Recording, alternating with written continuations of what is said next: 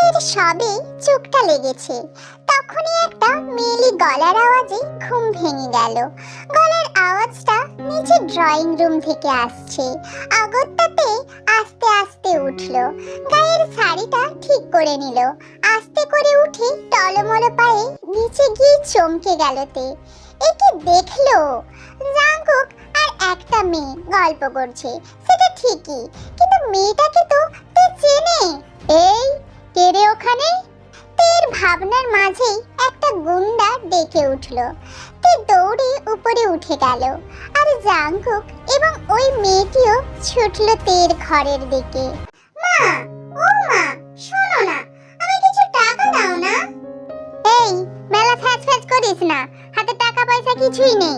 ও মা, তুমিও না সত্যি, গাঙ্গুবাইয়ের কাছে আবার টাকা নেই, সে কথা আমায় মানতে হবে। হ্যাঁ। অট্টহাসিতে মেতে উঠল সুহি। ওর হাসি দেখে গাঙ্গুবাই ওনার বাক্স থেকে ৫,০০০ টাকা বের করে দিলেন, আর সুহিও নাচতে নাচতে চলে গেল। আর গাঙ্গুবাই ওর গোষ্ঠীর ষষ্ঠী পুজো করতে লাগলো। না না, আমি আমি কেন নিচে নামতে যাব? ভয়ে ভয়ে তে কথাগুলি বলল। এই, তোকে আমি প্যানিক করতে বলেছি? শুধু জিজ্ঞাসা করেছি। বললাম তো আমি নিচে যাইনি। স্যার, আপনার সাথে কি কথা হয়ে গেছে ওই শালিক? দরজার বাইরে থেকেই সুবিন আস্তে করে বলল। জাঙ্কুকের কানে কথাটা গেছে, কিন্তু তের কানে যায়নি। জাঙ্কুক চটপট করে ঘরের বাইরে এলো, এসে দরজাটা লক করে সুবিনের দুগাল চেপে ধরে বলল, এই শালা, তোর সাহস কি করে হয় ওকে শালি বলা? হ্যাঁ বল। সরি স্যার, আমাকে ছেড়ে দিন। বলেই সুবিনের দুগাল ছেড়ে দিল এবং সুবিনও পালিয়ে বাঁচল। সকাল থেকেই তের শরীর আবার খারাপ করছে। কালকের ঘটনা মনে করলেই গা শিউরে উঠছে। চেয়ারে বসে থাকা মেয়েটি যে তের কাল, আর কালকে কি কেউ যেচে পড়ে বরণ করে? ও তো নিজে নিজেই চলে আসে। হাবিজাবি ভাবতে ভাবতে দরজা খোলার আওয়াজ পেল তে। গত ৭ দিন যাবৎ এখানেই আছে, স্নান খাওয়া সবই এখানেই। এখানে একটা ছোটখাটো ওয়াশরুম আছে, আর একটা ছোট বহু পুরনো লোহার আলমারি। সেখানে তের দৈনন্দিন জামা কাপড় থাকে। এখনো ঠিক মতো জানে না যে ওকে ঠিক কতদিন পর বিক্রি করা হবে। হ্যাঁ, এটুকু জানে যে সোনাগাছির কাছাকাছি ওকে রাখা হয়েছে। তের একটা কথা ভেবেই খারাপ লাগছে যে গত ৭ দিন নিখোঁজ। পরিবার মানে ওর মা আর দিদি, কেউই একবার খোঁজ নেয়নি। এইসব ভাবতে ভাবতেই তের গাটা আরেকবার গুলিয়ে এলো। ওয়াশরুমে গিয়ে বমি করে চোখে মুখে জল দিয়ে ঘরে এলো। ভাবতে লাগলো ওর ৫ দিন আগেকার কথা। প্লিজ আমি ছাড়ুন না, দয়া করে আমার এভাবে সর্বনাশ করবেন না। সর্বনাশ? তা তে রানী, এই মাঝরাতে তোর সাথে যে আমি যে কাজগুলো করব সেটা আশেপাশের লোকেরা কেউই জানতে পারবে না। না না না, এমন করবেন না। আমি নিজেও জানি না জাঙ্কুক বাবু, আপনার সাথে আমার কিসের শত্রুতা। আমরা তো শুধু একে অপরের। কথা শেষ হওয়ার আগেই জাঙ্কুক হুঙ্কারের ন্যায় বলে উঠল এবং সাথে তের দুগাল নিজের মুঠোয় বন্দি করে, এই শালি চুপ, আমি এখন তোর কাস্টমার। ভাবিস না যে এই কাজগুলো একা আমার সাথে করে নাম কামাবি। তুই তো এখন পতিতা না, পতিতা বলে তো থাকিস না, কিন্তু যেতে কতক্ষণ, তাই না তেরানি? জাঙ্কুকের অট্টহাসিতে কোনো করুণা দয়ামায়া ছিল না, শুধু ছিল এক ঝলক আগুনের ফুলকি এবং সাথে প্রতিশোধের এক করুণ দায়ভার। অট্টহাসি হেসেই এক হিংস্র কামুকের মতো ঝাঁপিয়ে পড়ল তের গায়ে। তে পড়ে আছে এক অবচেতন কুকুরের মতো। তার পোশাক ঠিক নেই, মাটিতে শুয়ে আছে। সারা শরীরে প্রচন্ড ব্যথা। কোনো রকমে উঠে দাঁড়ালো, ঠিক মতো হাঁটতেও পারছে না অজানা ব্যথায়। ওয়াশরুমে গিয়েই হুমড়ি খেয়ে পড়লো শাওয়ারের তলায়, আর শাওয়ারটাও বহু পুরনো হওয়ায় নিজে থেকেই জল পড়তে লাগলো। তে দু হাঁটু মুড়ে তাতে মাথা রেখে টুকরে কেঁদে উঠলো। তারপর কতক্ষণ ওভাবে ছিল ও নিজেও জানে না। চোখ দুটো খুলে, এই ওখানে বসে না থেকে আজ থেকে এই বাড়ির সব কাজ করবি। আহা কি সুখ! দরজার সামনে খাবার দিয়ে যাচ্ছেন আর উনি খেয়ে খেয়ে মোটা হচ্ছেন। চল খালি। তের ভাবনায় ছিদ্র করে জাঙ্কুক ঘরে চিল্লিয়ে উঠল। তে উঠে নিজের গায়ের শাড়িটা ঠিক করে নিল। নিয়ে জাঙ্কুকের সামনে গিয়ে বলল, আমি করতে রাজি, তবে আজ নয়। আজ আমার শরীর খুব খারাপ। ওই হারামজাদি, তোর শরীরের খোঁজ আমি খালি রাতেই নেব, সারাদিনে নয়। তাই চুপচাপ যা, আমার জন্য আর আমার গ্যাংয়ের জন্য রান্না করবি। আমি একটু পরেই বেরোবো।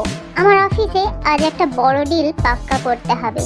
ঠিক আছে জাঙ্কুক বাবু, আমি করব। এই চুপচাপ আবার ঘরে ঢুকে গেল। ঢুকেই সদ্য স্নান করে আসা ভিজে সিঁথিতে একটু সিঁদুর নিয়ে নিল, আর সাথে শাঁখা পলাতেও। খানিকক্ষণ নিজেকে পর্যবেক্ষণ করলো আয়নার সামনে। হ্যাঁ, গত 4 দিন হলো তেকে বিয়ে করেছে জাঙ্কুক। না, এটা কোনো 5টা সাধারণ বিয়ে নয়। এটা হলো গিয়ে এক শরীর সন্তুষ্টির বিয়ে, যেখানে কেউ কাউকে ভালোবাসে না। না, কেউ কাউকে ভালোবাসে না বললে ভুল হবে। কারুর মনে লেগেছে বসন্তের ছোঁয়া, আবার অপরজন হয়তো শীতের ভারী কুয়াশা নিয়ে বসে আছে। কুয়াশার আবডালে যে ভালো মানুষটা আছে সেটা হয়তো দেখাতে চায় না বা দেখাতে দেয় না। তো মিস্টার কাই, আপনি এই ডিলে আমার কোম্পানি জেওন ক্রিয়েশনে কত ইনভেস্ট করবেন? ইয়েস মিস্টার জেওন, এটা একটা মেন ফ্যাক্ট।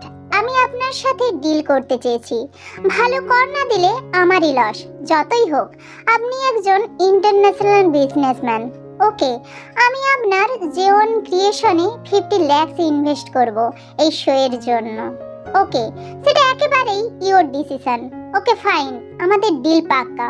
এবার হাত মেলানো যাক। জাঙ্কুকের সাথে যারা মিটিং এ বসেছিল নামি দামি বিজনেসম্যানরা, তারাও ওদের সাথে হাত মেলালো। এবার জাঙ্কুক বলে ওঠে, তো আপনাদের একটা বিশেষ কথা বলা এখনো অবধি হয়নি। কি মিস্টার জেওন? আমি বিয়ে করেছি। হোয়াট? ইয়েস, তবে মিডিয়া প্রেস এবং জনসাধারণ কেউই জানে না। ও আচ্ছা, তো মিস্টার জেওন, আপনার ওয়াইফকে দেখতে হচ্ছে তো। কে সে এত সুন্দরী রমণী যে আমাদের বিজনেস পার্টনারকে ভুলিয়ে দিল? অবশ্যই, আপনারা আজ সন্ধে নাগাদ চলে আসুন। আমার ওয়াইফ আপনাদের নিজের হাতে রান্না করে খাওয়াবে। ওকে ভাই, দেখা হচ্ছে সন্ধ্যাতে। সকলে মিটিং রুম থেকে বেরিয়ে যেতে জাঙ্কুক একটা ডেভিল হাসি দিয়ে রুম থেকে বেরিয়ে গেল। তে একা বাড়িতে, কেউ নেই। পুরো গ্যাংটাই বাড়ি থেকে বেরিয়ে গেছে, তবে বাইরে থেকে চাবি দিয়ে গেছে যাতে তে বেরিয়ে যেতে না পারে। কিন্তু দরজা যদি দুর্গা মেলা হয়েও খোলা থাকে, তাহলেও তে এই বাড়ি থেকে বেরিয়ে যেতে পারবে না। হয়তো মায়ার বাঁধনে, নইলে ভালোবাসায়। সবে রান্না শেষ করলো। ফ্রিজে মাছ, মাংস আর কিছু সবজি ছিল, আর বাটার ছিল। তে মাংসটা ফ্রিজে রেখে মাছ দিয়ে আলু দিয়ে সাথে কিছু সবজি দিয়ে ঝোল বানালো, আর আলু ভাজা, পটল ভাজা, সাথে একটা মিক্স ভেজ। ব্যাস, অল্প সামগ্রী দিয়েই যেন তের রান্নাঘর ভরে গেছে। সাথে ভেসে আসছে লোভনীয় গন্ধ। এই বাংলোয় তে ব্যতীত আর কোনো মেয়ে তে দেখতে পায়নি, কাজেই কারো কোনো হেল্প ছাড়াই ওকে রান্না করতে হয়েছে। কাপড়ের আঁচল দিয়ে মুখ চোখ মুছতে মুছতে রান্নাঘরের বাইরে এলো। এবারও কাপড়টা চেঞ্জ করে আরেকটা নতুন কাপড় পরবে। দরজা খোলার আওয়াজ পেয়ে ও আর ওপরে না গিয়ে দরজার দিকে তাকালো। না, অন্য কেউ নয়, এই যে স্বয়ং জাঙ্কুক এসেছে। তে মাথা নিচু করে ওপরে যাওয়ার জন্য পা বাড়ালে এক গম্ভীর কণ্ঠস্বর ওকে থামালো। রান্না করেছিস? জাঙ্কুক ভেবেছিল যে তে রান্না রান্না করবে না ওর কথা শুনে, তারপর ওকে মারবে জাঙ্কুক। কিন্তু জাঙ্কুকের ভাবনায় এক বালতি জল ঢেলে তে গুছিয়ে রান্না করে টেবিলে রেখে দিয়েছে। সেটা দেখে জাঙ্কুক কি ভেবে মুচকি হাসি দিয়ে রুমে চলে যায়, আর পেছন পেছন তেও যায়। জাঙ্কুক ঘরে ঢুকেই টাওয়াল নিয়ে ওয়াশরুমে চলে যায়। তেও জাঙ্কুকের ঘরটা গুছাতে থাকে। ড্রেসিং টেবিলের সামনে গিয়ে তে একটা অদ্ভুত জিনিস দেখতে পায়।